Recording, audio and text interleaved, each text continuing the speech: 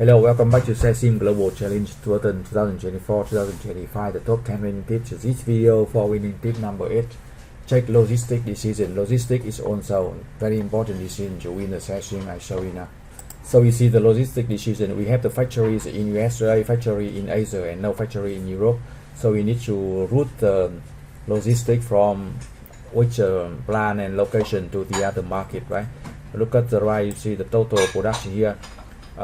Production and also contract manufacturing. So we have the total production here to supply to the market, and then we see how the product, how many production distribute to the other from USA market to Asia and Europe, and also you see the inventories here for each market, right?